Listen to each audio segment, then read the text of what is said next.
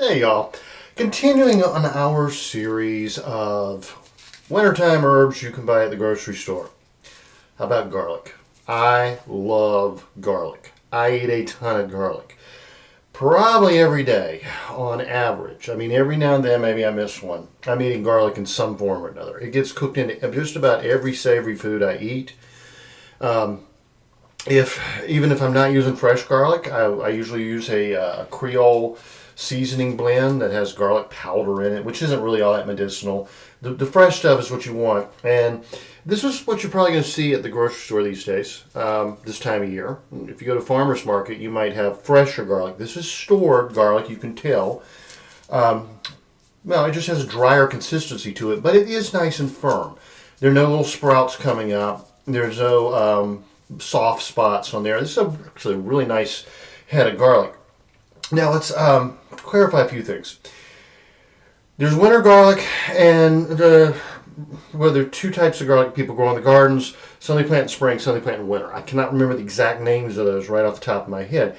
But the purple color that you find on here, generally to my taste, tends not to be quite as hot of a garlic. Now I know some people say that's very different.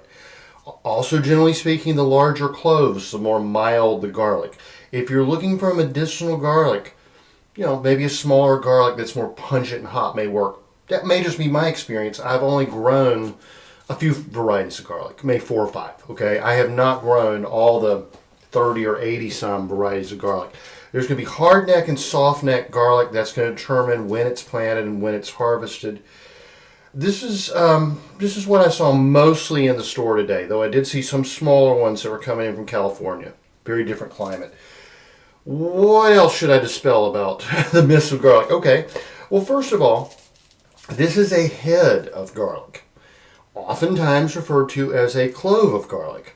However, when we peel these back, all the garlic's going to be in these little actual cloves that are about that big.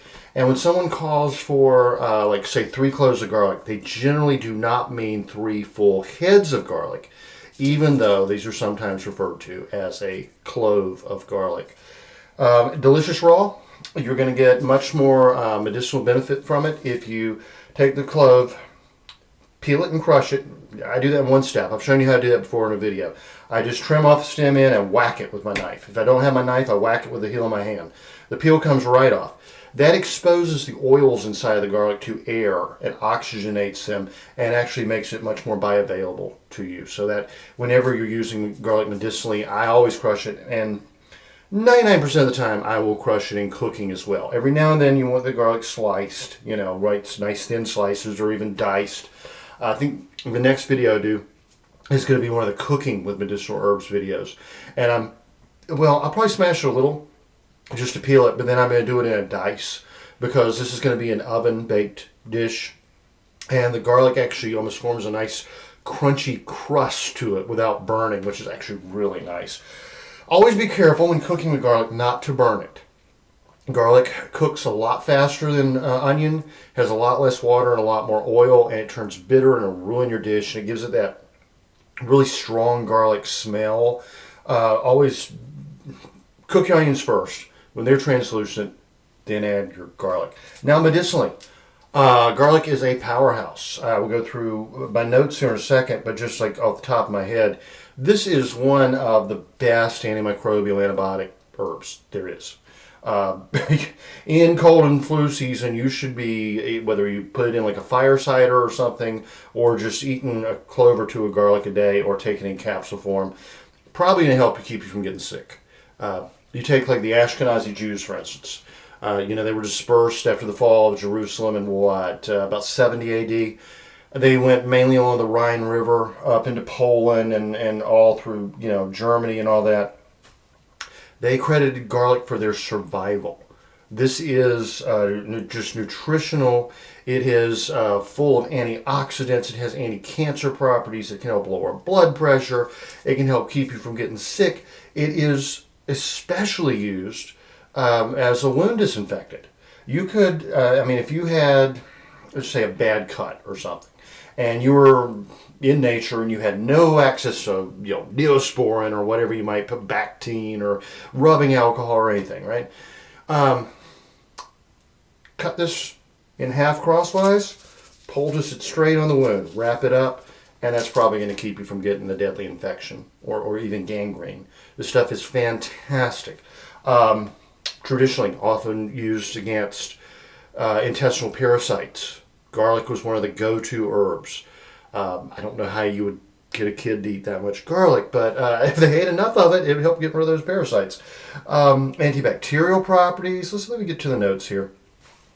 So, medicinal use of garlic. Of course, very long history of use in a wide range of ailments, particularly ailments such as ringworm, candida, vaginitis, whereas fungicidal, antiseptic, tonic, parasitical properties have a proven benefit. One I want to mention before I forget again, one of the best remedies for ear infections and earaches, garlic oil or even onion juice just dripped into the ear.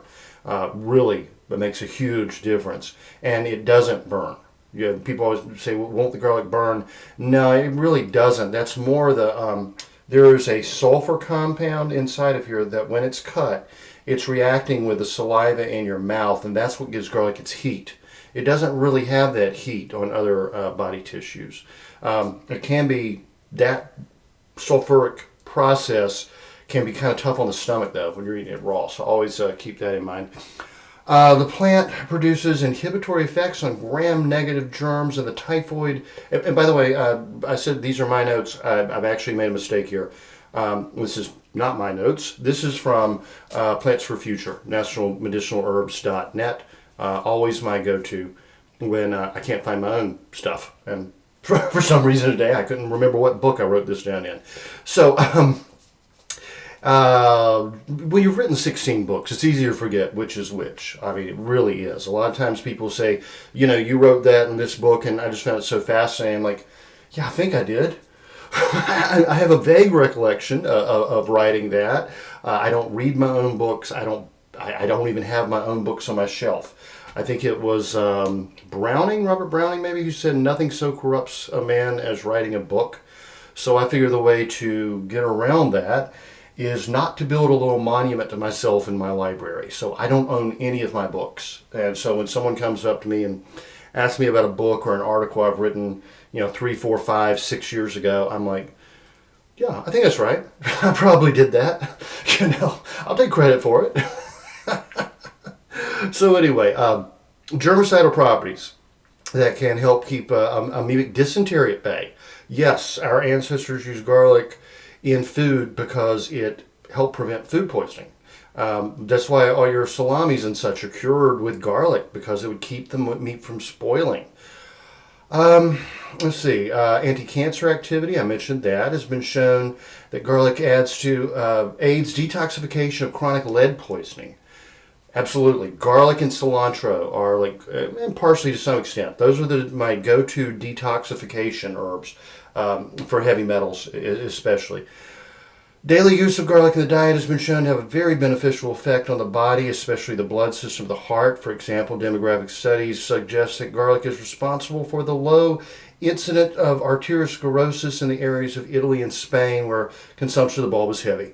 Recent research has also indicated that garlic reduces glucose metabolism in diabetics, slows the development of arteriosclerosis, lowers the risk of further heart attacks in myocardial infarct patients. I want to mention that again in a minute. Externally, the juice is an excellent antiseptic for treating wounds. Fresh bulb is much more effective medicinally than stored bulbs. This is a stored one, but it's still pretty darn good. I mean, it's got a nice smell. It's a fresher stored bulb than I would have otherwise found. Let's see. Pressed juice, great for wounds. Extended storage greatly reduces the antibacterial action, and that's one of the reasons I'm looking for a nice full head here it's not sprouting anywhere. There's no soft spots. This is a stored garlic that is still fresh enough to use. What else do we know about the bulb? Is anthelmintic, which means it helps get rid of parasites. Antiasthmatic. It actually can help open the bronchioles a little bit. Antiseptic, antispasmodic. It can also help with the bronchioles in terms of spasming, but it's really good for diarrhea and even menstrual cramping. Oh, cholagogue, diuretic, expectorant, febrifuge, stimulant, and good for stings even, yeah.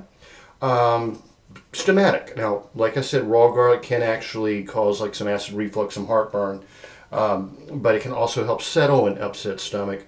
In that case, you really do want to let it oxidize or maybe even cook it a little first. Tonic and vasodilator. It does help lower blood pressure by dilating the blood vessels. And tonic means it helps stimulate appetite.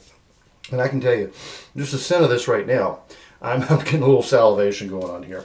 So I wanted to mention the cardiac infarct part. Years ago, I knew a doctor who had had a heart attack, and this was when the research about garlic was really starting to come out. He did cook with garlic. He also took garlic pills by the handful.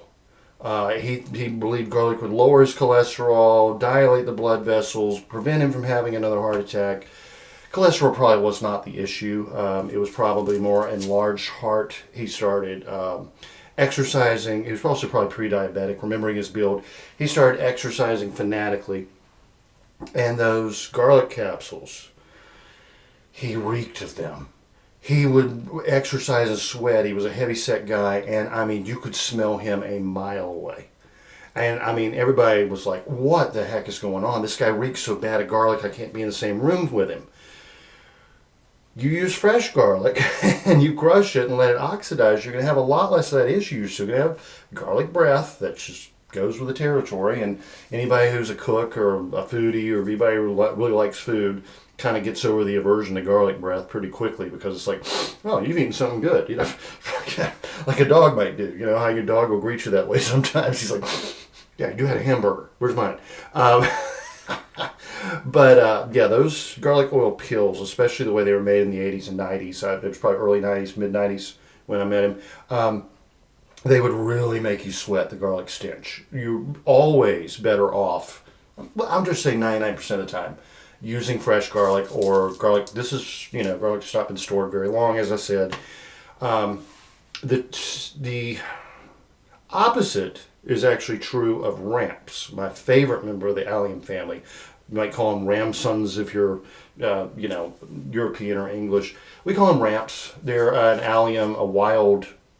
Somebody say wild garlic. It's more like a wild leek. They grow in the mountains. They're my absolute favorite wild food. You eat them raw, and that makes you stink. You will sweat those out of every pore. I mean, they're just like potent, right? But they're actually a mild flavor, more mild than garlic. And by cooking them, you don't have that problem. So people say, oh, you eat ramps, you're going to stink. Not really. Cooking ramps really does counteract that.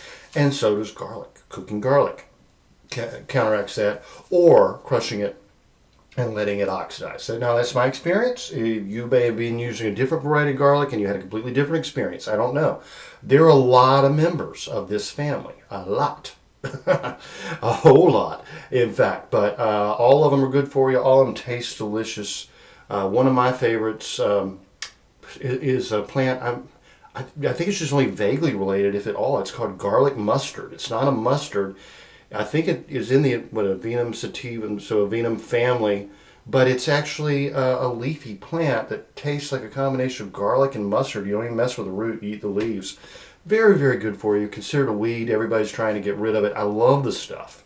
My taste buds run toward the savory, and so I love my garlic. I love my onions. I love my chives, scallions, shallots, especially ramps. And ramp season is going to be in 3 months. So yeah. All right, y'all. Have a good one. And like I said, I think next video I'm going to cook with a little of this garlic and a few other medicinal herbs. I'll probably cook with about 5 medicinal herbs or so, maybe 6. I don't even know. I haven't counted them. At least 5. That will help boost the immune system, get rid of congestion and colds, and are really good to have in the wintertime especially. And would help prevent food poisoning if you had spoiled meat. So that's why our ancestors started using them. Classic recipe. I'm not going to give it away right now, but you're going to love that one. It's actually one of the best things I make. It's like a dish that cost me like $1, you know, to buy the ingredients and make it. And somebody'd easily pay 20, 25, 30 bucks in a restaurant for it. Wouldn't even think about it. Wouldn't bat an eyelash. I don't know. It's just so very good. And it takes like no time to make. I mean, you can spend like $1.50. You can knock this thing out in 5 minutes because it actually sits in the fridge overnight, and then the cooking time is just real fast. And prep time is like 5 minutes or less. Cooking time is like, oh gosh, I'm going to say 15 minutes in the oven or 10 minutes in a pan, probably half that amount of time actually.